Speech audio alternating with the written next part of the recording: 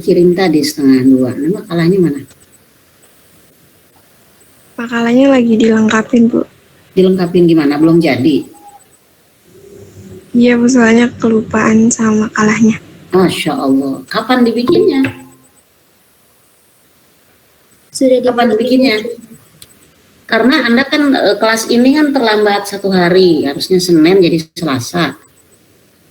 Udah beda 1 hari. Harusnya kan hari Minggu tuh udah selesai makalah idealnya. Hari Senin paling telat lah pagi. Ini makalahnya belum jadi. PPT-nya sama dengan kelas yang satunya. Berarti isi makalahnya sama.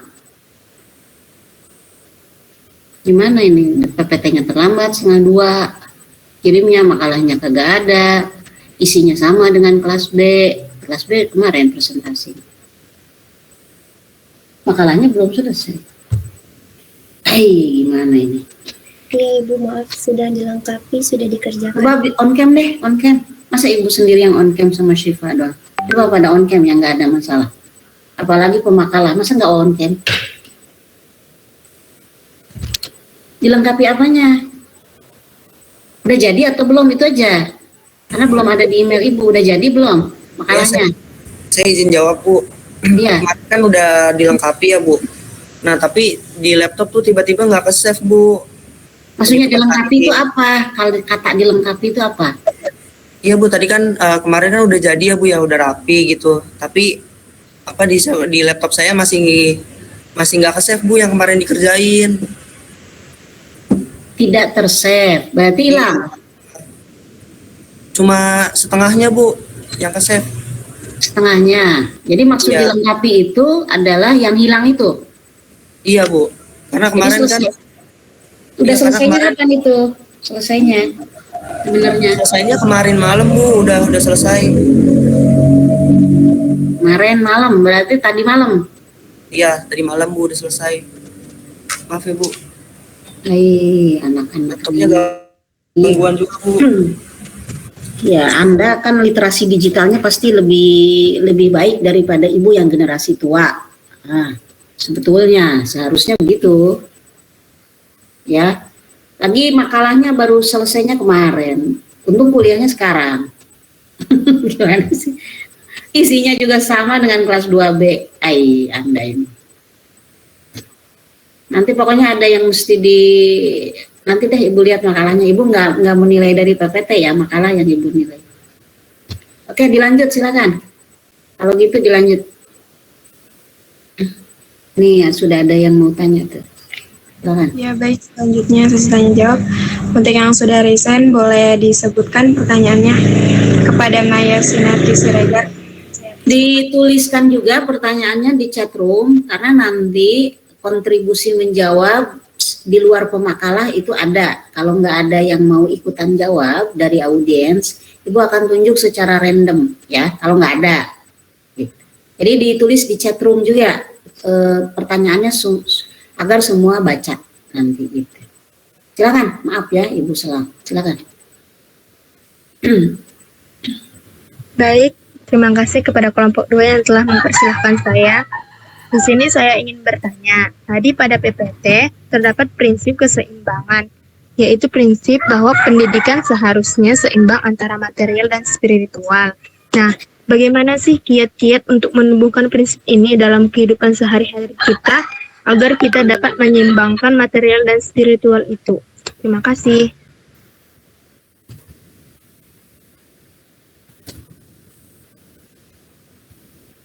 Ya baik, terima kasih pada Maya atas pertanyaannya. Selanjutnya kepada Afrila, saya persilahkan.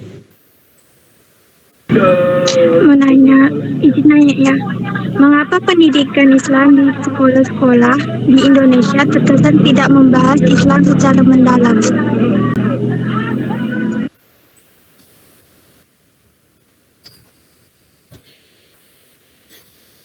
Ya baik, terima kasih Afrila. Apakah ada lagi yang ingin bertanya? Saya izin bertanya.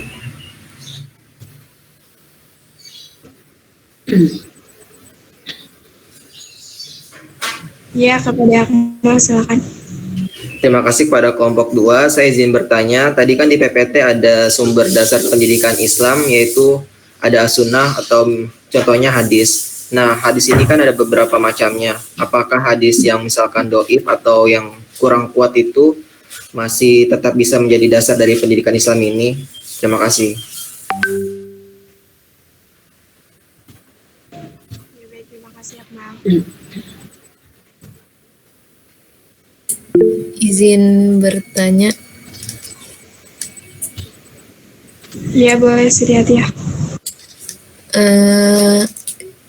apa bedanya kesepakatan ulama dan ijtihad, dan apakah kesepakatan ulama dan ijtihad itu termasuk ke dalam dalil akli? Jika iya, berikan contohnya. Terima kasih. Ya, baik, terima kasih. Untuk sekarang akan kami tampung dulu pertanyaannya. Kalau boleh bisa ditulis aja di room chat pertanyaannya. Kemudian kelompok kami izin untuk berdiskusi terlebih dahulu. Iya.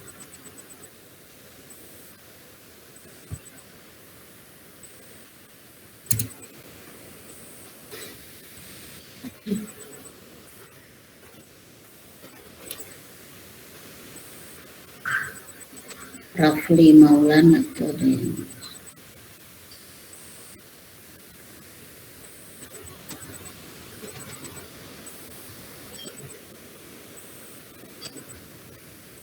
Rafli Maulana.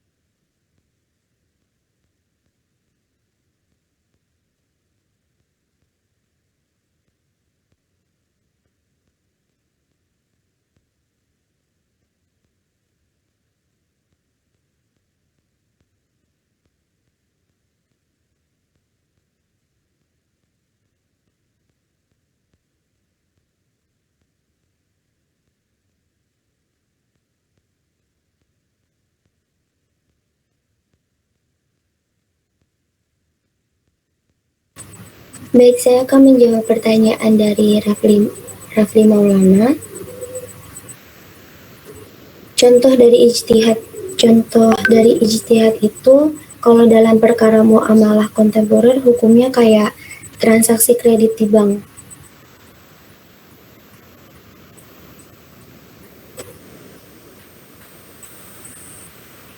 Apakah sudah terjawab?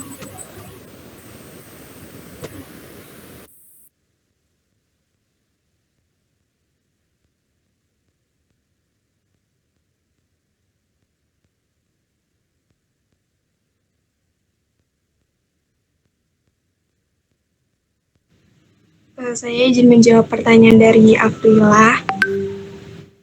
Mengapa di sekolah-sekolah di Indonesia terkesan tidak membahas Islam secara mendalam? Mungkin tidak semua sekolah di Indonesia itu tidak membahas Islam secara mendalam ya. Kan bisa aja misalnya kayak di sekolah pondok pesantren itu kayak lebih membahas lebih dalam lagi itu agama Islam. Kalau misalnya sekolah-sekolah dasar mungkin hanya pokok-pokoknya aja atau dasar-dasarnya saja. Mungkin memang pengajarannya beda tuh. Tapi nggak semua sekolah di Indonesia tidak menggali lebih dalam gitu. Ada beberapa sekolah juga yang lebih dalam. Menjawab gak Afifah? Iya, makasih. Jadi intinya tidak semua sekolah ya. Iya. Oke, saya akan membantu penjelasan tadi yang sudah dijelaskan oleh Nurul Hilyah terkait dengan pertanyaan dari Rafli Maulana terkait dengan ijtihad. Kalau ijtihad itu kan artinya adalah sebuah usaha yang sungguh-sungguh yang sebenarnya bisa dilaksanakan oleh siapa saja ya. Tapi dengan hal ini itu dilakukan oleh para ulama untuk memutuskan suatu perkara yang tidak dibahas dalam Al-Quran maupun hadis dengan syarat menggunakan akal sehat dan pertimbangan yang matang. Nah, untuk contoh pelaksanaannya, ijtihad itu adalah dalam proses penentuan 1 Ramadan dan juga 1 Syawal. Nah, dalam hal ini kan para ulama berdiskusi ya untuk menentukan dan menetapkan jatuhnya tanggal 1 Ramadan dan 1 Syawal berdasarkan hukum Islam. Contohnya kayak gitu. Coba kasih contohnya bidang pendidikan. Ijtihadnya ini ijtihad dalam bidang pendidikan, bukan hukum Islam, bukan fikih. Kita mata kuliahnya pendidikan, bukan mata kuliah fikih. Jadi ijtihadnya dalam bidang pendidikan, ya. Jadi nanti kasih contoh-contohnya ijtihad di bidang itu, jangan di bidang yang lain. Jangan tentang ekonomi syariah, itu bukan di pendidikan, itu ekonomi. Kalau masalah hari raya itu kan fikih, maksudnya fikih ibadah. Gitu. Kalau ekonomi syariah, fikih muamalah.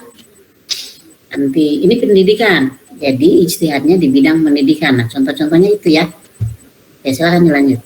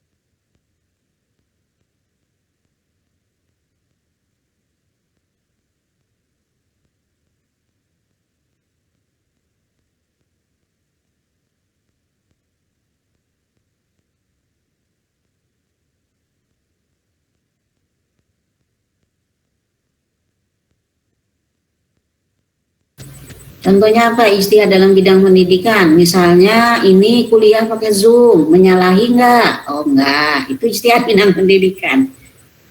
Pakai media digital. Kan zaman dulu enggak ada. Zaman Nabi enggak ada itu. Orang sekolah, orang belajar menggunakan media digital. Nah, apakah itu tidak gitu. Contoh itu ijtihad ayatnya. Jadi tidak bertentangan. Gitu. Contohnya, sederhananya gitu. Bisa dalam media, bisa dalam metode, bisa dalam kurikulum, bisa dalam aspek-aspek pendidikan lah.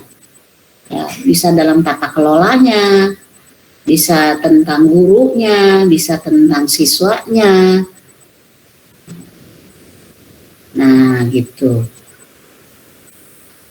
Sarananya, gitu. Dulu nggak ada itu olahraga bola. Nah, ya, dimasukkan bagian dari kurikulum, ekstrakurikuler. Nah, kan itu bidang pendidikan. Seperti itu. Maka dilarang nggak? Gitu. Kemudian kalau dance masuk dalam ekstrakurikuler, dilarang nggak? Nah, itu nanti bisa itu masuk ranah ijtihad.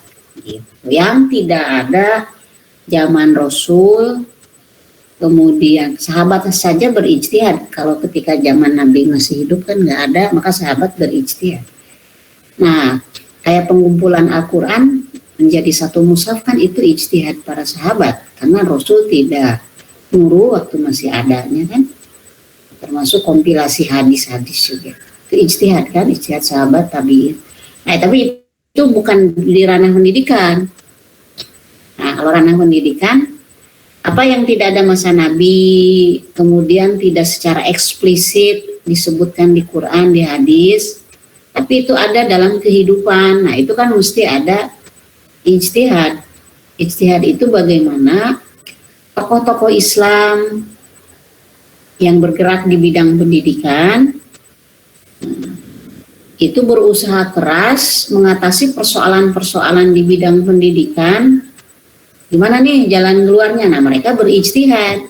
Sementara ketika dicari di Quran, di hadis, tidak ada rinciannya, tidak eksplisit mesti bagaimananya atau jalan keluarnya. Nah, itulah perlunya ada ijtihad di bidang pendidikan. Begitu.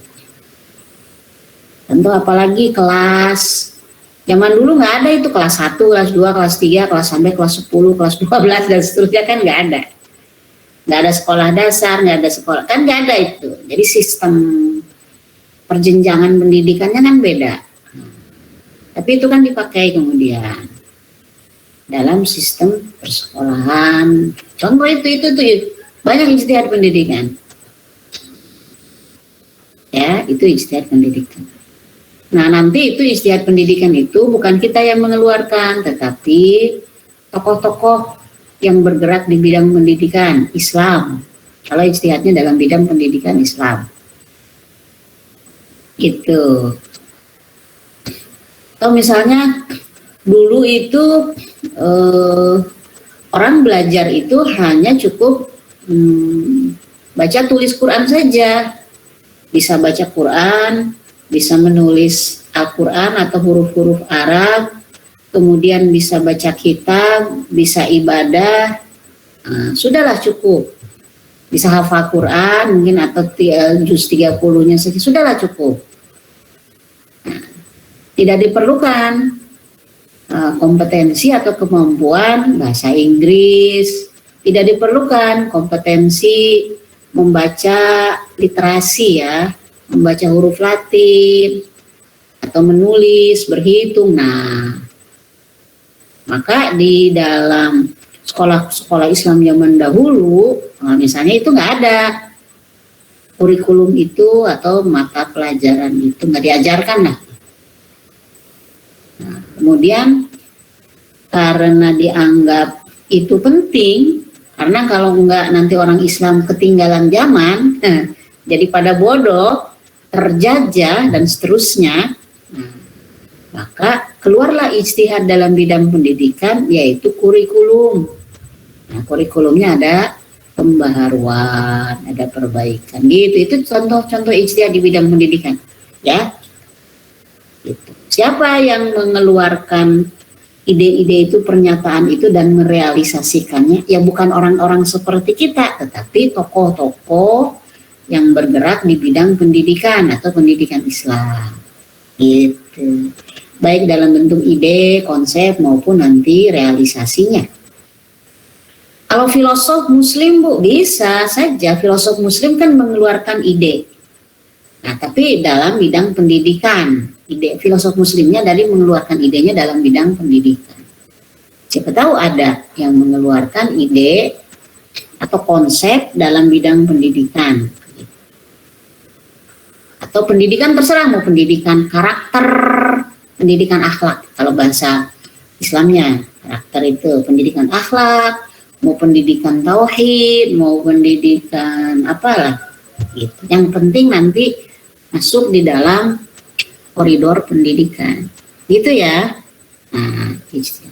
Jadi jangan dibawa-bawa ke masalah ibadah, karena ini bidangnya pendidikan. Kecuali ibadah itu dimasukkan dalam kurikulum, ada kurikulum ibadah. Nah, yang dilihat bukan ijtihad ibadahnya, ijtihad fikihnya bukan, tetapi si kurikulumnya. Jadi masuk ke dalam si kurikulum pelajarannya atau kurikulum yang akan diajarkan atau yang akan dijalankan oleh para siswa dan gurunya, gitu ya. Gitu. Karena memang kalau Anda baca-baca website, kebanyakan kan bukannya Google. Kalau misalnya klik ijtihad, nulis ijtihad, kemudian diklik, keluarnya ijtihadnya di bidang fikih. Ya, seperti itu kan. Nah, jarang yang muncul ijtihadnya di bidang pendidikan. Ada, tapi kan sedikit. Gitu. Silakan lanjut makalah.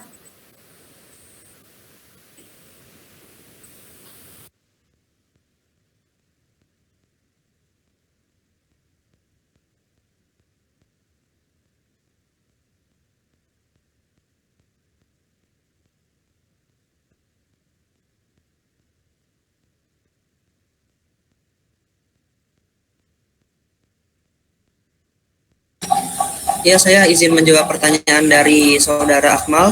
Tadi kan pertanyaannya, hadis itu kan ada beberapa macam ya. Salah satunya hadis doif.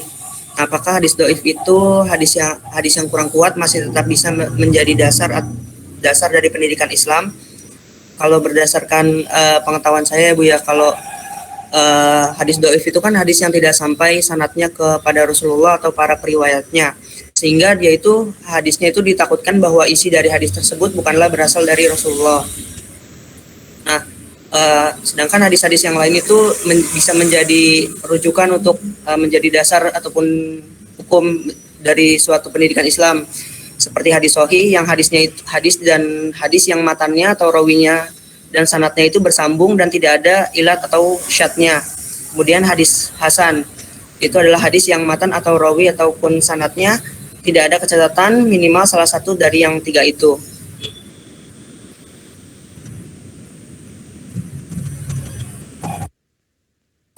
Apakah sudah jelas, Akmal? Sudah cukup jelas. Terima kasih, Triadi.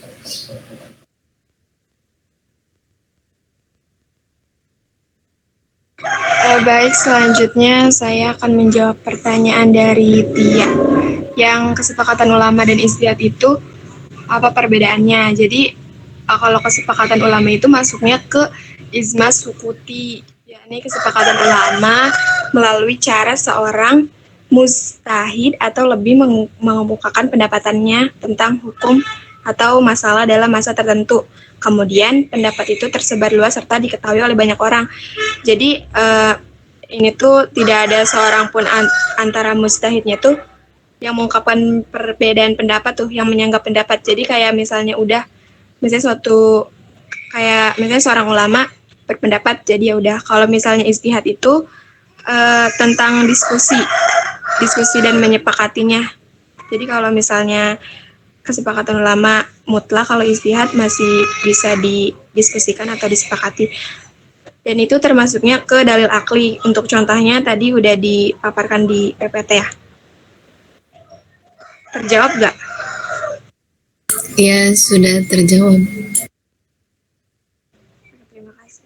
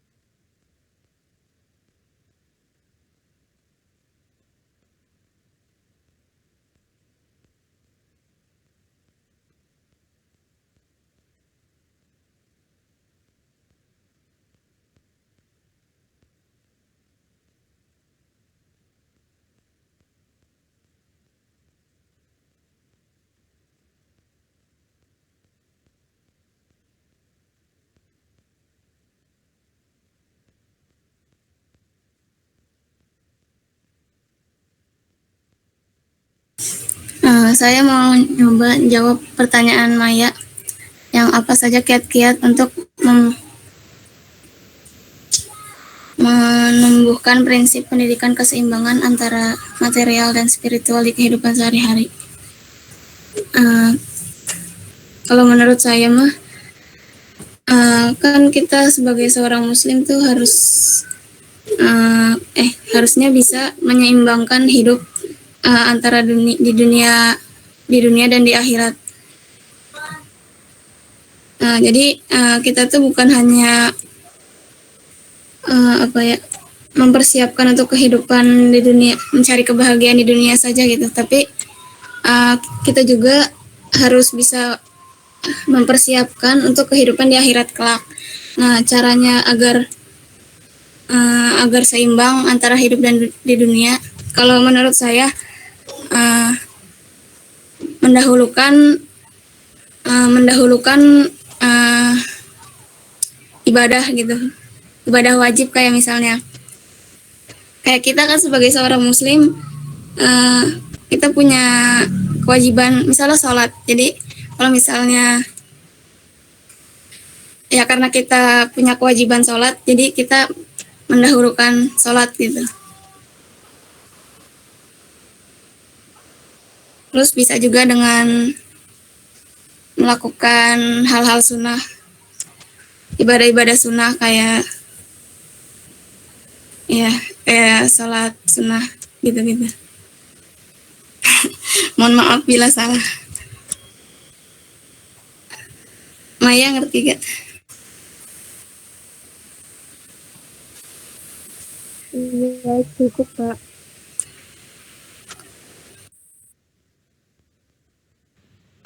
Izin menambahkan, mungkin maksudnya spiritual itu punya ikatan yang lebih kepada hal-hal yang sifatnya tuh kayak kerohanian, kejiwaan, dibanding sama sifat yang fisik atau material. Jadi spiritual ini merupakan kebangkitan atau pencerahan dalam mencapai tujuan makna hidup. Jadi kita kayak lebih mendekatkan diri kepada Tuhan, tapi juga menyeimbangkan di dunia. Gitu.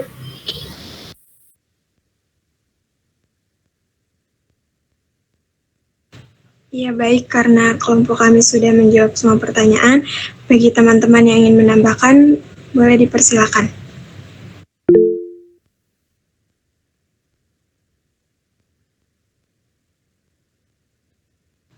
Ya, boleh, Rahmayani. Ya, saya Rahmayani Anwar, NIM 03, izin menambahkan. Saya ingin menambahkan dari 2 pertanyaan ya. Ini pertama saya ingin menambahkan dari pertanyaan Maya. Apa saja kiat-kiat untuk menumbuhkan prinsip pendidikan keseimbangan antara material dan spiritual di kehidupan sehari-hari? Kalau menurut yang saya tangkap itu bagaimana cara mengimbangkannya dari segi pendidikan tuh, misalnya kita lagi belajar nih kayak nge-zoom gini, terus tiba-tiba terus ada masuk waktu sholat. Nah, itu dijeda dulu, di break atau mendengarkan azan dulu. Itu untuk menurut saya itu sebagai contoh dari menyeimbangkan material dan spiritual ini. Jadi kayak membagi waktu, tidak hanya mengutamakan yang dunia saja, tapi juga kewajiban-kewajiban kita sebagai umat Islam juga perlu dikedepankan. Terus saya akan menambahkan pertanyaan kedua, mengapa di sekolah-sekolah dari Afrilah, mengapa di sekolah-sekolah di Indonesia terkesan tidak membahas Islam secara mendalam? Menurut saya itu tergantung sekolahnya. Pertama, kita di Indonesia sendiri punya banyak sekali sekolah-sekolah seperti dari SMA, dari MA ataupun pesantren kan. Nah, kalau misalnya di SMA itu kan tetap ada mata pelajaran agama, tetap membahas, dan di SMA juga yang saya tahu itu masuk kelasnya tetap baca doa kan, terus pulang juga ada masih baca doa. Itu kan maksudnya masih ada Islam gitu di dalamnya. Terus kalau untuk di MA itu pelajaran Islamnya kan ada banyak, ada fikih, akidah, akhlak, ada Quran hadis. Nah, itu kan berarti sudah membahas Islam gitu. Kalau pesantren yang seperti kita tahu tentu membahas Islam lebih mendalam, bukan terkesan tidak membahas Islam, namun lebih kembali kepada jenis sekolah yang masuknya itu. Gak mungkin kalau di SMA itu membahas banyak sekali materi agama Islam, sementara di SMA itu kan tidak hanya orang Islam saja begitu. Terima kasih.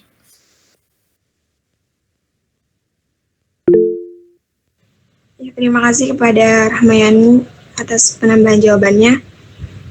Selanjutnya ada Dewi ingin menambahkan, silakan. Ya, terima kasih. Sebelumnya maaf Ibu izin off-cam dan teman-teman. Saya juga ada 2 pertanyaan yang ingin ditambahkan sedikit. Yang pertama itu dari pertanyaannya Maya. Yang saya tangkap di sini, Maya itu nanya bagaimana cara kita untuk menumbuhkan prinsip agar kita sendiri itu dapat menyeimbangkan antara material dan spiritual di kehidupan sehari-hari. Kalau menurut saya tuh suka sama kalimat yang bunyinya kayak gini, Mai. Beribadahlah kamu seakan-akan kamu akan mati besok, dan bekerja keraslah kamu seakan-akan kamu akan hidup selamanya. Nah, jadi dari situ tuh ya udah ketika kita ibadah sebisa mungkin kalau menurut saya ya udah fokus gitu. Tapi bukan berarti ketika nanti kita udah di luar dari konteks ibadah itu di kehidupan sehari-hari kita nggak mementingkan kehidupan kita gitu, karena kan dunia ini juga jembatan gitu menuju kita buat ke akhirat gitu. Jadi kalau saya sendiri cara numbuhin prinsip gimana cara supaya menyeimbangkan, yaitu ingat kalimat itu. Kemudian yang kedua itu dari pertanyaannya Akmal yang mengenai hadis doif gitu. Menurut saya ambil satu contoh, misalkan hadis doif yang doa makan, yang kita tahu kan Allahumma barik lana fima razaqtana wa qina adzabannar. Nah, yang saya baca dari sumber ternyata itu adalah hadis doif gitu. Tapi udah terkenal di kalangan kita, bahkan saya pun ngajar TPA gitu kan. Ya udah yang saya ajarin itu ketika doa makan pada anak-anak kecil ya doa itu gitu. Kan menurut saya jika doa itu nggak mendatangkan mudorot, dan meskipun hadisnya tidak sahih gitu, tidak mendatangkan mudorot, tidak apa-apa untuk diberitahu kepada anak-anak atau diajarkan gitu. Itu menurut saya. Sekian, terima kasih. Baik, terima kasih Dewi telah menambahkan jawabannya. Selanjutnya, apakah ada yang ingin menambahkan lagi?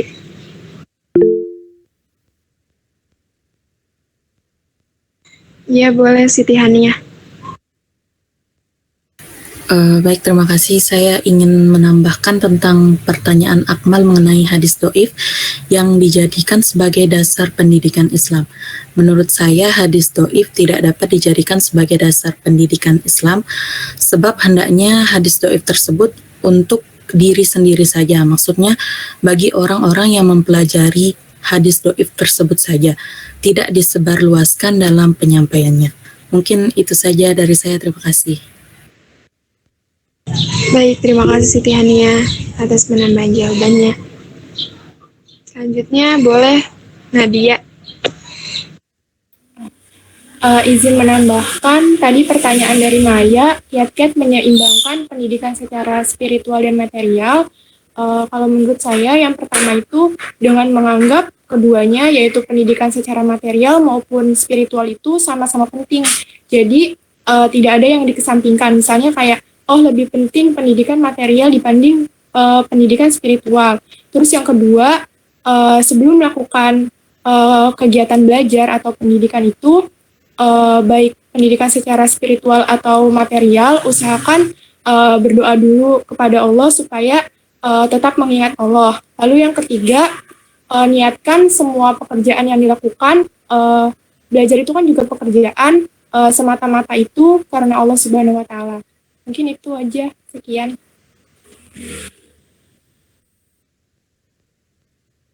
Baik, terima kasih Nadia. Apakah masih ada yang mau menambahkan?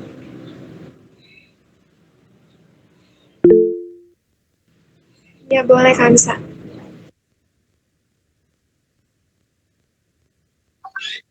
Kansa izin pakai 2 device ya. Sebentar.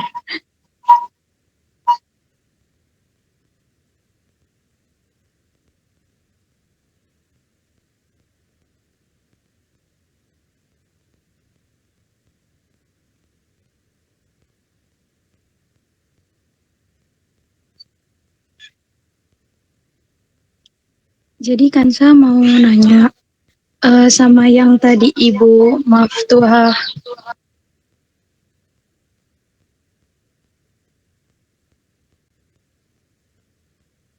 Jadi Kansa mau nanya sama yang tadi Ibu Maftuha jelaskan.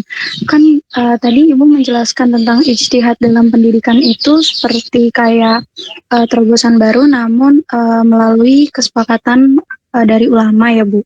Nah terus kalau misal sementara kan ada yang kita tahu sekarang itu ada namanya bid'ah ya Bu, kayak keluaran hal-hal baru yang tidak dilakukan di zaman Rasulullah. Nah itu cara kita ngebedain antara ijtihad sama bid'ah itu gimana ya Bu? Untuk yang ada di lingkungan kita gitu. Makasih Bu. Nanya ke Ibu ini. Kirain mau ikutan jawab. Siapa tadi namanya? Belum Ibu catat, barusan kita. Saya Ibu Kansa Salma. Anissa 09. Dulu. Anissa Salma. Oke. Tanya ke Ibu ya. Kita berbicara mengenai yang bid'ah itu yang tidak ada masa Rasul itu banyak sekali. Kacamata nggak ada, ini kan bid'ah nih. Mobil. Kalau kita mau ngomongnya yang tidak ada masa Rasul ya, mobil, motor, pesawat terbang, apalagi sekolah model yang Anda sekolah sekarang, SD, SMP, SMA, kuliah, kan nggak ada masa dulu. Bid'ah itu banyak sekali kalau didefinisikan yang tidak ada masa Rasul. Banyak sekali, kita selalu sehari-harinya berkutat dengan bid'ah. Gitu. Ya, telepon, HP, HP udah jadi kebutuhan primer dengan kuotanya itu uang kita rupiah, kan dulu Nabi bukan rupiah, dinar, dirham, ya emas, perak, atau barter, barang dengan barang, makanan dengan makanan gitu. Banyak sekali bid'ahnya masa sekarang, berarti nggak bisa dong. Kalau kita definisikan bid'ah adalah segala hal yang tidak ada masa Rasul. Nah, gitu. Nah, biasanya ulama ketika membicarakan bid'ah itu dikaitkan dengan fikih ibadah. Nah, ulama itu biasanya membicarakan bid'ahnya dikaitkan dengan fikih ibadah. Misalnya ada puasa tertentu yang tidak ditemukan hadisnya atau riwayatnya, tidak ada puasa-puasa yang tidak ditemukan riwayatnya, itu tidak dilakukan oleh Nabi, misalnya gitu, tidak ada periwayatan ditemukan itu, maka itu dianggap bid'ah. Jadi dalam fikih ibadah biasanya bid'ah itu ada puasa, misalnya sholat tertentu, atau perbuatan-perbuatan tertentu yang dianggap itu sebagai ibadah. Nah, itu biasanya yang kemudian seringkali disebut sebagai bid'ah. Bukan dalam aspek pendidikan, tapi fikih ibadah. Ya, kalau dalam semua aspek kehidupan manusia banyak yang bid'ah dong, kayak Ibu contohkan tadi. Kalau bid'ahnya didefinisikan begitu. Gitu. Baju Anda juga itu kan nggak ada masa Nabi. Model kerudung kayak begitu. Terus apalagi celana panjang, segala macam lah. Nah, rok gitu. Ya, cara berpakaiannya kan beda. Nah, gitu. Jadi spesifik pada masalah fikih ibadah. Kalau biasa dikatakan sebagai bid'ah. Nah, ijtihad. Jadi ini sumber syariat Islam atau sumber ajaran Islam itu Quran dulu, hadis, kemudian ijtihad. Nah, di dalam ijtihad itu nanti ada banyak jenisnya. Ada ijma, kesepakatan para ulama. Ada qiyas, ijma itu kesepakatan para ulama ya. Ada qiyas, ada sadduz zara'i, ada al-uraf, ada maslahah mursalah. Kemudian ada apa lagi Ibu lupa. Ada beberapa lagi. Nah, itu semua jenis-jenis ijtihad. Nah, berdasarkan kias, maka ulama menetapkan atau mengeluarkan fatwa ini. Nah, kias itu apa? Perbandingan, oh misalnya narkoba kan nggak ada zaman dulu.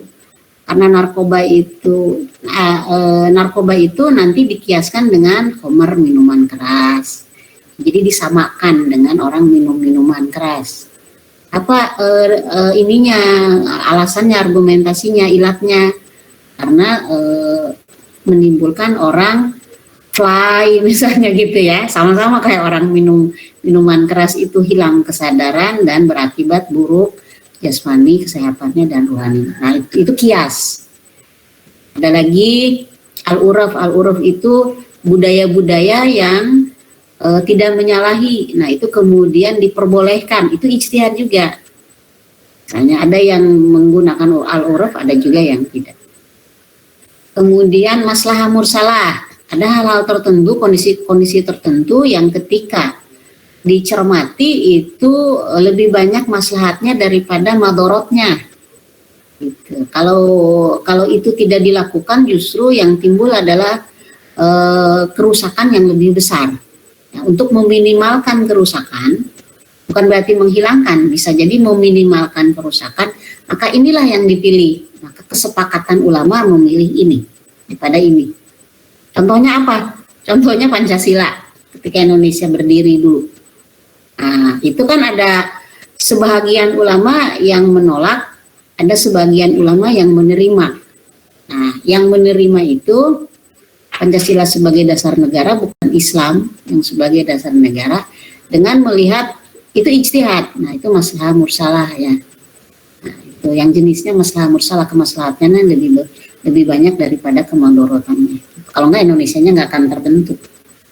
Yang ada nanti pecahan-pecahannya saja, kayak gitu. Contoh. Nah, dan lain-lain. Gitu. Nah, ijtihad itu ada banyak jenisnya. Ijtihad itu tidak dilakukan oleh satu orang biasanya, itu berkelompok orang, nanti mereka memikirkan berpikir secara logis biasanya. Jadi ada hal apa, kemudian dipertimbangkan sedemikian rupa, dicari juga apakah ada di Qur'annya, apakah ada di hadisnya. Kalau nggak ada secara detailnya, secara eksplisit, tentu dicari yang menyerupai apa ayat Qur'an yang kira-kira bisa dijadikan sandaran, dalil atau hadis dijadikan sandaran karena menyerupai ke peristiwa masa dahulu misalnya yang ada di hadis. Contohnya kayak gitu. Nah gitu, itu ijtihad itu tentu bukan bagian kita, itu harus yang orang yang mempunyai kompetensi di bidang itu. Ya, tapi biasanya ijtihad kalau kita lihat-lihat di berbagai sumber identiknya dengan fikih, ijtihad yang di bidang fikih. Seperti yang Ibu katakan, ijtihad itu di bidang pendidikan, ya, karena kita membahas tentang ilmu pendidikan Islam. Nah, ijtihad di bidang pendidikan, contohnya yang tadi Ibu pernah contohkan tadi. Misalnya dulu orang Islam itu nggak belajar berhitung, nggak belajar baca tulis huruf di luar Arab, misalnya gitu, nggak belajar hal-hal di luar baca tulis Quran dan kitab-kitab turos, kitab-kitab warisan ulama-ulama terdahulu misalnya. Tapi ternyata banyak wilayah-wilayah Islam dijajah oleh negara-negara barat yang bukan agamanya Islam, tetapi mereka maju dalam ilmu pengetahuan dan teknologi, punya senjata, punya kapal laut yang lebih canggih. Kan dari benua Eropa datang ke wilayah-wilayah Asia, melakukan pendudukan ya, kemudian dan penjarahan, sebetulnya penjajahan itu kan penjarahan ya. Jadi hasil-hasil buminya dikuasai, orang-orangnya dipaksa suruh kerjaan begitu. Penjajahan kan di situ identiknya. Nah, kemudian dengan kondisi yang ada, maka orang Islam harus bisa seperti mereka. Jadi bukan hanya belajar Al-Quran, bukan hanya belajar bahasa Arab, bukan hanya belajar mata pelajaran agama, tapi juga harus belajar ilmu-ilmu yang lain. Gitu. Kan gitu, itu ijtihad. Maka adalah yang namanya sekolah-sekolah atau madrasah-madrasah yang mengajarkan murid-muridnya di luar ilmu agama Islam. supaya sama majunya dengan mereka, terlepas dari penjajahan. Gitu. Contoh. Terus model sekolahannya niru model sekolahan yang ada di Eropa. Nah, adalah yang namanya sekolah. Sekolah itu kan didirikan oleh Belanda kalau di Indonesia itu. Kemudian diadopsi dan dilegalkan dalam bentuk undang-undang ya. Gitu. Kan aslinya Indonesia itu bukan sekolahan. Pesantren, orang belajarnya di surau, di masjid kan gitu. Itu, dan itu tidak belajar yang pelajaran umum katanya. Nah, itu ijtihad dalam bidang pendidikan. Dalam apanya? Dalam kurikulumnya, nanti dalam sistem pendidikannya, contoh. Itu ya, jadi bedakan bid'ah dengan ijtihad. Ya, itu tadi siapa yang nanya? Hamsa ya. Bedakan dengan ijtihad. Oke, silakan dilanjut dulu. Ya, mungkin ada yang mau menambahkan lagi, silakan. Pertanyaan kawan-kawannya.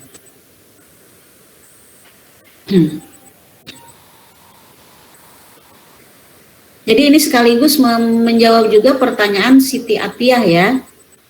Siti Atiyah ijtihad dan kesepakatan ulama lah ya. Jadi kesepakatan ulama itu bagian dari ijtihad, salah satu jenis ijtihad itu ya, ijma tadi. Ijma itu adalah kesepakatan. Ijma kan bahasa Arab, arti bahasa Indonesianya kesepakatan. Ijma ulama, kesepakatan ulama atau jumhur ulama. Jumhur itu sebagian besar ulama punya pendapat kayak gini. Biasanya suka ada aja, ulama itu kan tidak semuanya selalu satu pendapat. Contoh taraweh. Nah, kita bentar lagi kan Ramadan. Tarawih itu ada yang rakaatnya sekian, ada yang sekian. Nah, itu masing-masing ada punya, ada kiainya, ada ulamanya, ada dasarnya. Gitu. Atau misalnya satu Ramadan kan pernah itu berbeda harinya, tanggalnya. Satu Syawal hari raya pernah berbeda harinya, tanggalnya kan begitu. Nah, seperti itu contoh. Jadi tidak mesti satu pendapat yang sama ya, ulama juga. Nah, tetapi kalau mayoritas ulama berpendapat seperti ini itu namanya jumhur ulama. Istilahnya jumhur. Kebanyakan ulama pendapat kayak gini. Tapi ada juga yang nggak sama, yang beda. Nggak masalah. Asal si ulama itu memang kategorinya memiliki kompetensi sebagai ulama. Gitu. Kan ada ulama, ada juga yang kompetensinya masih di bawah itu. Nah, itu kompetensinya tetap dia sebagai ulama. Kayak Imam Syafi'i, Imam Hambali, misalnya kalau dalam fikih ya, Imam Ahmad bin Imam Syafi'i, Imam Hambali, kemudian apa lagi? Imam Malik, Imam Hanafi. Nah, itu kan ulama-ulama ya, yang kompetensinya diakui, ulama-ulama besar. Tapi kan pendapatnya tidak selalu sama. Tidak selalu sama. Gitu ya. Nah, itu.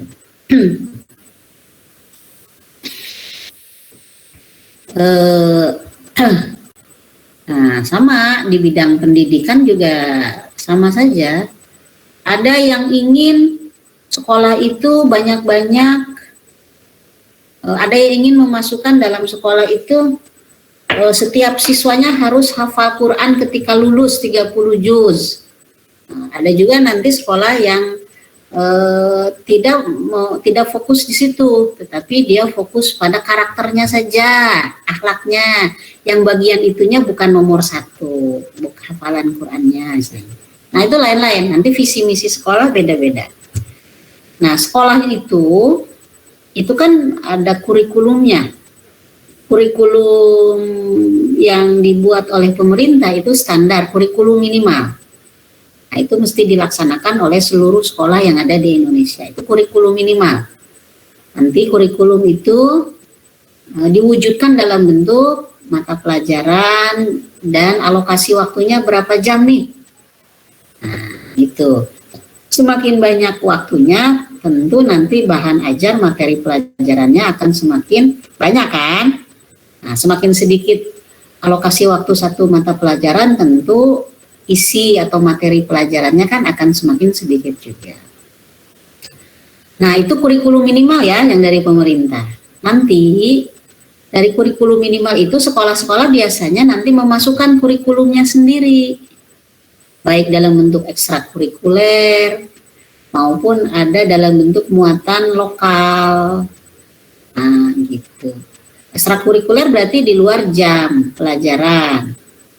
Kalau muatan lokal itu masuk dalam jam pelajaran, ada alokasi waktunya, ada mata pelajarannya, belajarnya di kelas sebagaimana kurikulum minimal atau standar yang dari pemerintah. Itu, seperti itu. Ya, seperti itu. Jadi tiap sekolah tadi ada yang bilang nggak sama, beda-beda. Iya, beda-beda. Ya, kalau misalnya sekolahnya itu ingin menambahkan pendalaman materi agama, tentu dia akan masukkan tambahannya. Tapi memang ada risikonya. Risikonya apa? Resikonya ada ada hal lain yang mesti dikurangi, gitu. Nggak bisa kan murid belajar semuanya, bisa oleng tuh muridnya. Semua dipelajari oleh murid kan oleng tuh muridnya, ya. Satu muridnya juga nggak akan sanggup mempelajari semua materi, gitu. Nah, harus dipilih mana yang jadi prioritas. Sekolah itu kebijakan sekolah nanti, gitu. Visi misinya apa, kemana, gitu. Nah, seperti itu. Yang pasti pelajaran agama itu masuk dalam kurikulum standar pemerintah itu. Kurikulum minimal itu mesti ada. Nah, itu nanti tambahan-tambahannya tergantung dari si sekolahnya. Dan juga jenisnya, ada sekolah, ada madrasah. MI, SD, tentu beda kurikulumnya. MTS, SMP, beda lagi. SMA, SMK, MA, MAK, beda lagi. Nah, itu masing-masing punya ciri khasnya. Apalagi jika ditambah sekolahnya memiliki boarding, atau sekolahnya itu ada di tengah-tengah pesantren atau asrama. Nah, di boardingnya itu atau di asramanya itu banyak sekali kurikulum keagamaan. Nah, itu tentu lebih banyak ya. Seperti itu. Jadi nggak bisa digeneralisir.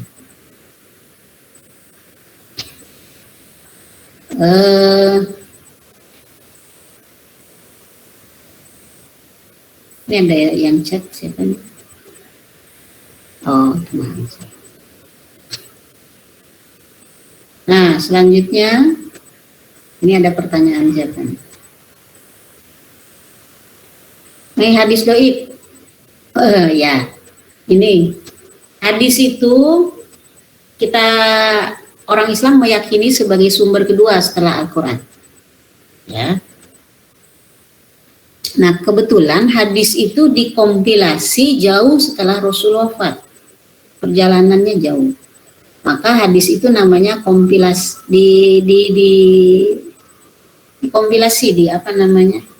dikumpulkan.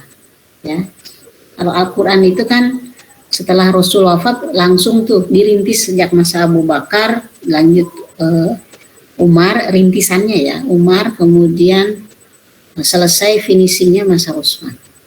Nah, itu kodifikasi, bukan kodifikasi, apa namanya, ibu lupa istilahnya. Pokoknya itu ya, Al-Quran itu pengumpulan ininya. Nah, kalau hadis itu jauh setelahnya. Kalau nggak salah itu masa tabi'in itu. Jadi kan masa Nabi, masa sahabat, masa tabi'in, kemudian tabi'in. Dan ulama-ulama hadis yang kita kenal, para perawi hadis kayak Sohibu, Imam Bukhari, Imam Malik. Imam Malik meriwayatkan hadis ya. Imam Muslim, Ibnu Majah, Abu Dawud, An-Nasai. Dan ada ulama-ulama lain juga sebagai perawi hadis yang kita suka baca itu hadis riwayat siapa, itu kan perawi hadis. Nah, mereka lah yang mengumpulkan hadis-hadis itu, kemudian menentukan derajatnya sahih, hasan, atau dhaif. Jadi 3, sahih, hasan, atau dhaif. Nah, mereka yang menentukan derajatnya. Tapi kemudian ulama-ulama selanjutnya itu ada yang mencoba untuk mengevaluasi ulang, namanya tahqiq, mengevaluasi kembali. Oh, ternyata yang dulu dikatakan sahih oleh ulama terdahulu, ketika dikaji ulang, oh enggak sahih, masuknya hasan. Nah, atau yang dulunya dikatakan hasan, oh enggak, masuknya dhaif. Atau yang dulu dikatakan hasan ternyata masuknya ke sahih. Itu ada juga ulama-ulama abad 20 yang kemudian melakukan takhrij, bukan tahqiq, takhrij hadis. Nah, ada metodenya ya, itu bukan bidang kita. Maka ada hadis yang sejenis itu bisa beda derajatnya. Kata perawi ini sahih, kata perawi yang lain itu bisa hasan. Beda derajatnya, tapi tentu bukan dengan kalimat yang persis sama redaksinya. Redaksinya enggak 100% sama. Mungkin katakan ada redaksinya 80% sama, tetapi inti isinya sama. Nah, itu bisa yang satu perawi bilang sahih, yang satu perawi bilang hasan. Dari mana bisa begitu? Apakah salah satunya salah? Tidak. Nah, jadi hadis itu kan begini, ketika akan dilihat dinilai derajatnya itu. Ada dua ya, jadi dari jalur sanad sama dari jalur matan. Sanad itu hadis ini katakanlah dari siapa, kemudian dari siapa gitu, itu sanad. Matan itu isinya. Misalnya gini, zaman Imam Bukhari misalnya ya, atau Imam Muslim atau Imam An-Nasai mendapatkan, kan beliau-beliau ya yang melakukan kodifikasi hadis itu. Nah, salah seorang dari beliau tersebut misalnya mendapatkan satu hadis, mendengar dari seseorang hadis, nah, ditanyalah, kamu dapat dari mana? Oh, dari si Anu. Dicarilah orang itu, cari orang itu, ketemu. Kamu dapat dari siapa? Dari si ini. Carilah orang itu. Dapat dari siapa? Dari si ini, saya kayak gitu.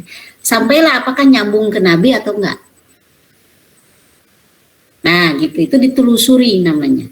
Nah, jalur orang-orang itu yang disebut sebagai sanad.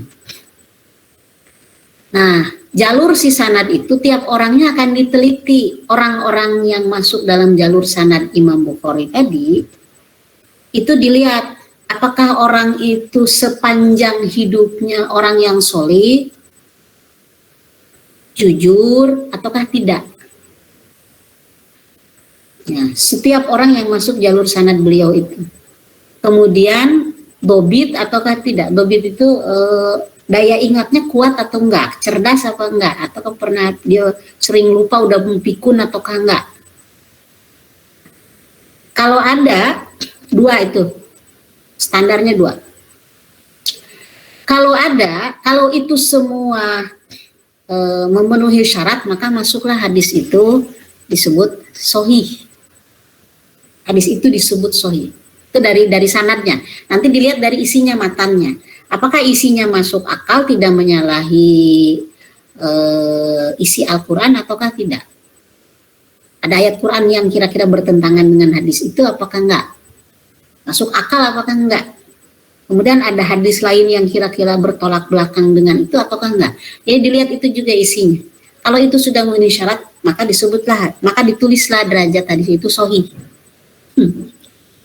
Tapi misalnya jika ada orang-orang yang dari jalur sanad beliau itu, ada satu orang saja yang kemudian itu dianggap orang yang tidak jujur.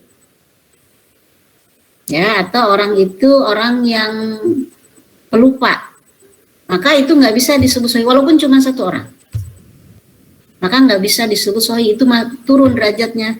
Yaitu hasan, walaupun yang sisa orangnya itu orang-orang bagus semua. Matannya isinya nggak ada masalah. Tapi ada satu orang saja yang tidak memenuhi syarat, maka nggak bisa sahih, turunlah dia derajatnya. Hadis itu nyambung ke Nabi, tapi itu nggak bisa sahih, tapi hasan. Nah, jadi begini, ketika Imam Bukhari misalnya menelusuri hadis tersebut, nah beliau menetapkan itu sahih. Ya boleh, silakan mau sholat maghrib yang udah maghrib. Tapi imam yang lain, katakanlah misalnya Imam Muslim, beliau menemukan juga hadis yang serupa dengan redaksi yang tidak persis sama, tetapi intinya sama. Kemudian beliau menelusuri ada satu orang yang tidak memenuhi syarat, maka beliau menetapkan hadis itu hasan. Jadi ada hadis yang sejenis kan belum tentu 100% sama redaksinya ya, tapi sejenis isinya.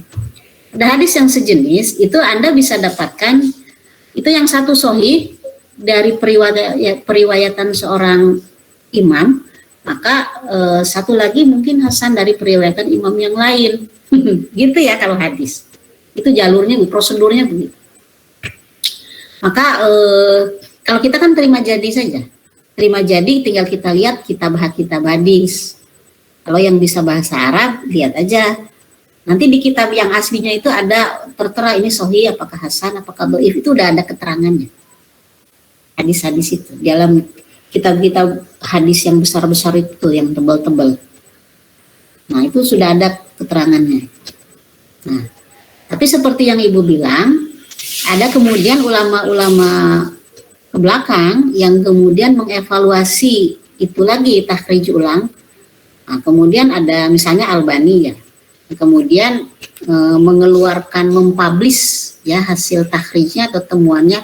Oh ternyata hadis ini bukan sahih menurut takhrij dia, menurut takhrij beliau ini masuknya hasan. Gitu, nah gitu. Kalau hadis begitu, ya kita tidak bisa 100% hitam putih juga. Nah gitu ya. Nah sekarang hadis dhaif. Dhaif itu berarti hadis itu lemah. Dhaif namanya lemah. Hasan itu berarti dia 100% memenuhi syarat, nggak ada cacat sedikit pun. Sahih. Kalau hasan itu dia punya cacat sedikit. Kalau dhaif cacatnya banyak. Itu dhaif. Ya, cacatnya banyak. Nah, dhaif itu ada macam-macam. Ada jenisnya juga lain-lain kalau dhaif itu, ya. Ada dhaif itu yang paling bawah jenisnya itu adalah hadis maudhu. Jadi hadis dhaif itu ada yang dhaif, hadis lemah, ada yang lemah banget. Tergantung tadi cacatnya seberapa banyak. Ada yang disebut hadis yang munkar, ada yang maudhu. Maudhu itu yang biasa kita sebut hadis palsu. Nah, biasanya disebutnya maudhu. Jadi hadis yang dhaif itu adalah yang hadis yang memiliki kecacatan lebih banyak dari yang hasan. Tapi kalau dia sudah dimasukkan kategori maudhu itu yang palsu. Gitu. Nah, itu jenisnya banyak, ada yang tidak sampai ke Nabi. Nah, ya ketika ditelusuri jalurnya nggak sampai ke Nabi, dia kepotong. Hanya sampai tabi'in atau sahabat. Nah, ternyata itu bukan ucapan Nabi. Gitu misalnya, atau bukan perbuatan Nabi, itu ucapan sahabat tapi disebutnya hadis. Nah gitu, padahal itu bukan ucapan Nabi gitu. Atau itu bukan perbuatan Nabi, itu adalah perbuatan sahabat, misalnya Abu Bakar, Umar, Utsman, atau sahabat kibarus sahabat-sahabat besar ya, sahabat utama itu kan ada. Nah contoh begitu, itu kalau hadis begitu. Ya, mengenai hadis dhaif begitu. Itu lain-lain lagi jenisnya. Nah, gitu. Nah, sekarang hadis dhaif ini apakah bisa dipakai ataukah tidak? Dalam apa tadi pertanyaannya? Dalam pendidikan Islam. Nah, ini ada perbedaan pendapat. Jika hadis itu tidak berkaitan dengan akidah, kalau hal-hal yang berkaitan dengan akidah, pakailah hadis yang sahih. Satu, minimal hasan, yang dhaif jangan. Gitu. Kemudian ada lagi yang menyatakan jika hadis dhaif ini ada yang melarang mutlak sama sekali hadis dhaif dipakai. Nah itu ya, ada beberapa. Ada yang melarang mutlak sama sekali hadis dhaif dipakai, terutama untuk masalah ibadah. Ada yang membolehkan hadis dhaif dipakai dengan catatan jika itu bisa memotivasi. Misalnya, jika Anda mengucapkan, ya seorang muslim mengucapkan la ilaha illallah 100 kali, maka akan diampuni seluruh dosa-dosanya. Nah itu kan dhaif. Hanya menyebutkan la ilaha illallah 100 kali, semua dosanya diampuni.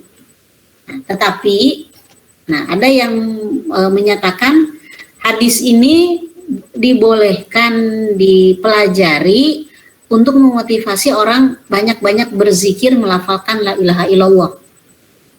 Gitu. Ada yang membolehkan, tapi ada yang mutlak melarang. Gitu, ya. Nah, seperti itu.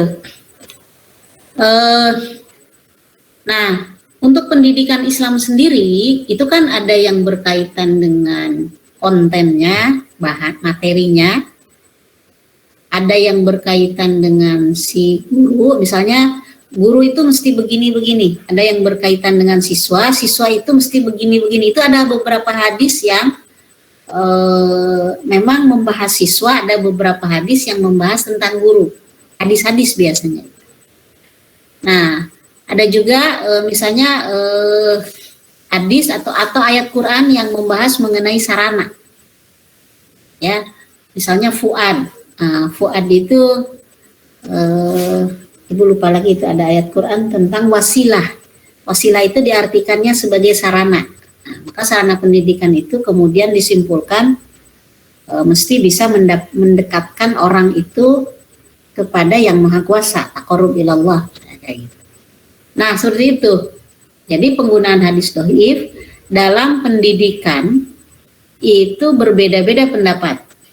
Kalau misalnya yang berkaitan dengan konten, nah itu yang justru lebih hati-hati. Kontennya dilihat, ini tentang akidah, kan konten dalam pendidikan Islam itu bisa tentang tauhid, bisa tentang fikih ibadah, fikih muamalah, bisa tentang sosial kemasyarakatan, bisa tentang akhlak, bisa tentang apa lagi? Bisa tentang ilmu alam.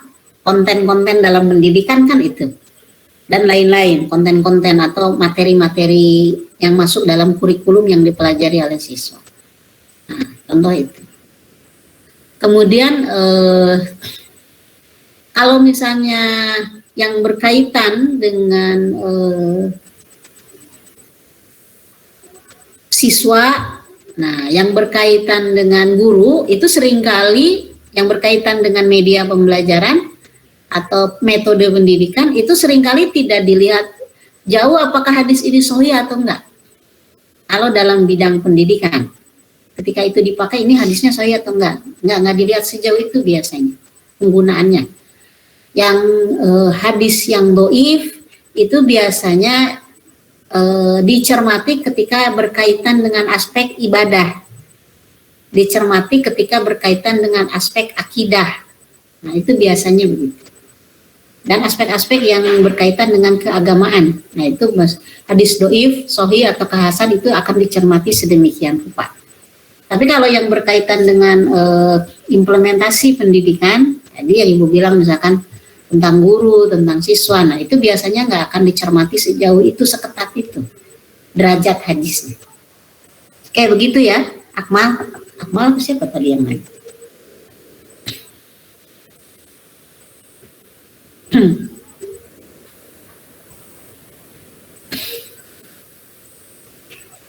Oke, nah terakhir kita mau jam 6 nanti kali. Mengenai keseimbangan, ada prinsip keseimbangan. Prinsip keseimbangan itu di sini material dan spiritual. Sebetulnya Ibu ingin tambahkan pada prinsip keseimbangan bukan hanya material dan spiritual, tapi juga jasmani dan rohani. Katakanlah jasmani itu material, rohani itu spiritual. Ada aspek lain yang mesti juga seimbang, yaitu adalah aspek istilahnya dunia dan akhirat. Ada juga istilah penghambaan abdun dengan khalifah. Nah, itu juga mesti ada keseimbangan. Nah, gini, kenapa mesti seimbang? Prinsip keseimbangan material dan spiritual itulah yang nanti akan diproses dalam proses pendidikan, yang dimasukkan dalam proses pendidikan. Jadi siswa itu dididik materialnya, jasmaninya, dan spiritualnya, rohaninya. Nah, prinsip keseimbangan yang dimaksud di sini adalah, maka dalam proses pendidikan, di lembaga-lembaga pendidikan, si murid itu akan dididik unsur jasmaninya, materialnya, maupun unsur rohaninya, spiritualnya. Itu maksudnya prinsip keseimbangan itu. Ya. Maka murid diajar apa? Diajar ilmu pengetahuan agama dan ilmu pengetahuan umum. Itu prinsip keseimbangan. Ya. Diajar baca tulis Quran, tapi juga diajar baca tulis yang lainnya. Itu prinsip keseimbangan. Gitu, prinsip keseimbangan. Itu dalam proses pendidikan, ya. Nah, itu nanti akan masuk dalam apa? Masuk dalam kurikulumnya. Kurikulumnya berarti memuat mata pelajaran ini. Nanti alokasi waktunya juga dibagi supaya lebih seimbang kayak gitu.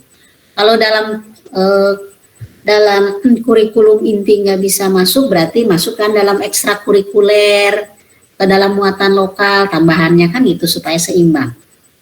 Nah, sekolah itu berusaha menyeimbangkan pendidikan jasmani dan rohani murid-murid untuk murid-murid. Nah, itu prinsip keseimbangan.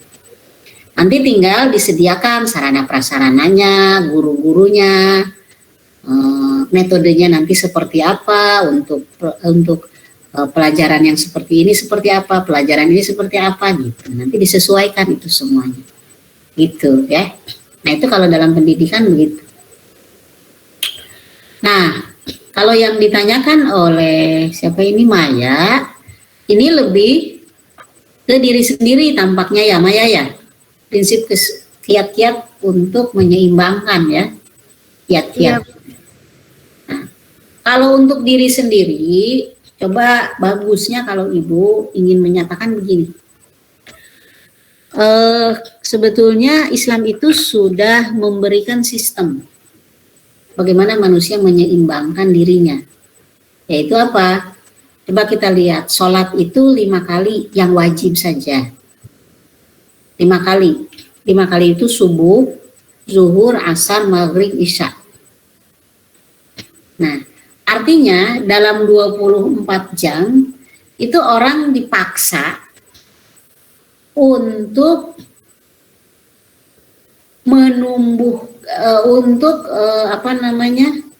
memproses rohaninya, spiritualitasnya ketika sedang sholat.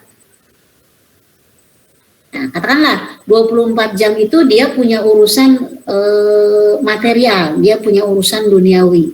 Nah, dalam kegiatan sehari-harinya, di tengah-tengah dia kegiatan sibuknya, diintervensi dengan unsur rohani yaitu sholat. Kan sholat yang kalau orang sholatnya udah bener itu pasti punya efek ya. Tanha anil fahsya'i wal munkar itu as-sholatu tanha anil fahsya'i wal munkar. Kalau sholatnya udah bener sebetulnya itu berefek kepada spiritualitas orang. Tapi kan orang seringkali sholatnya itu belum memiliki efek secara spiritual karena sholatnya diburu-buru di tengah kesibukan, atau sholatnya itu hanya menggugurkan kewajiban macam-macam. Jadi nggak ngepek gitu ya, nggak berimbas.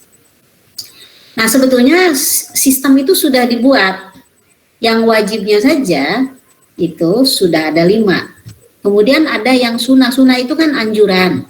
Dianjurkan, bukan hanya itu loh yang dikerjakan.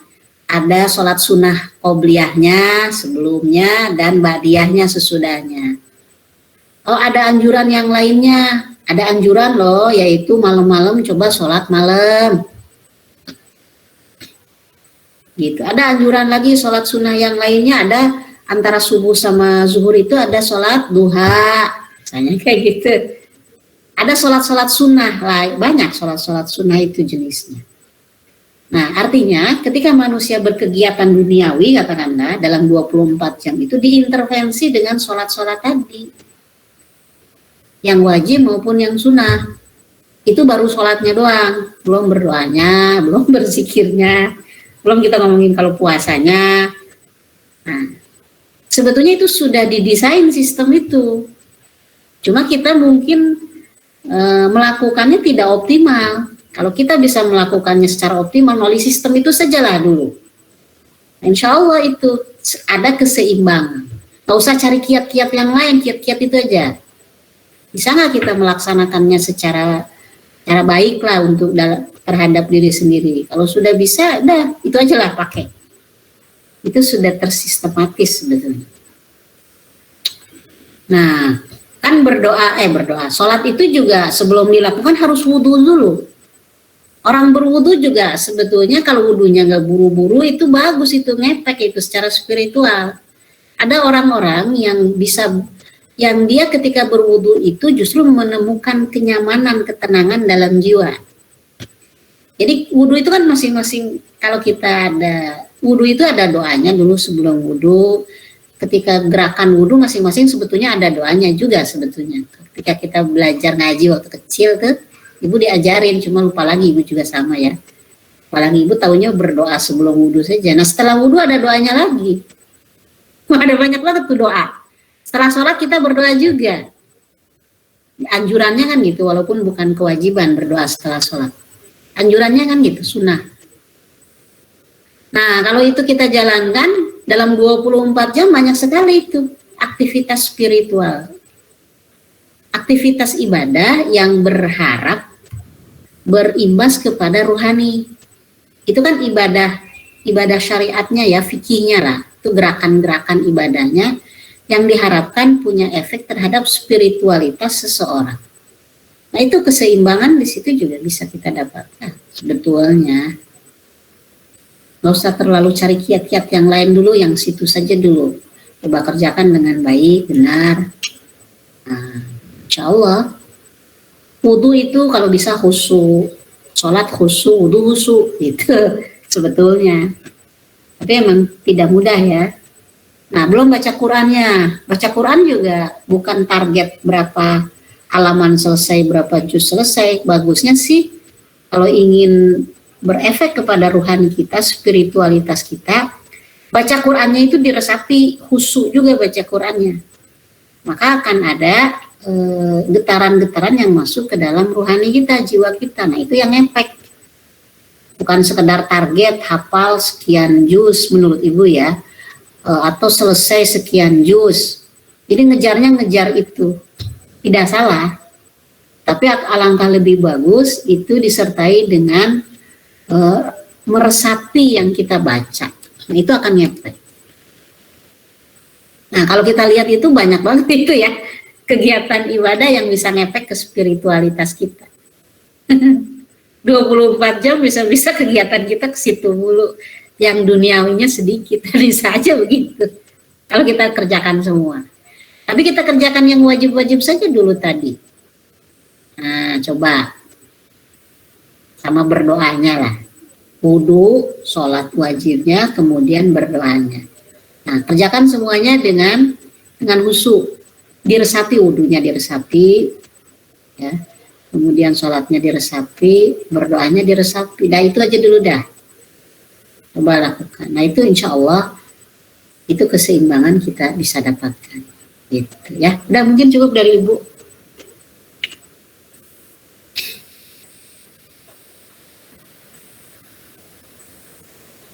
Oke ya, cukup. Udah kejawab semua juga kan sama pemakalah, audiens, dan Ibu juga ikut serta menjawab ya. Iya Bu. Baik, mungkin sudah cukup pemaparan materi dari kami, tanya jawab juga sudah selesai. Sebelumnya saya perwakilan dari kelompok belum mohon maaf jika masih kurang maksimal dan masih banyak kekurangan. Nah, kami juga ini Bu tidak ada kesengajaan untuk menyamakan dengan PPT kelas B. Mungkin saat mengambil jurnal atau modulnya itu ada kesengajaan sama. Ya mungkin terima kasih, kurang dan lebihnya mohon maaf. Wassalamualaikum warahmatullahi wabarakatuh. Waalaikumsalam warahmatullahi wabarakatuh. Foto kan? Foto kan? Ya sudah Bu. Oh, oke. Ibu duluan ya. Assalamualaikum. Ibu terima kasih. Terima kasih. Semangat guys. Semangat. Laporan pra tugas pra-nya jangan lupa. Resum studi Islam jangan lupa guys. Ya resum itu ekologi dasar. Ekodes yang Kamis. Iya, Ekodes. Iya, jangan lupa poin guys ya, bye. Bye.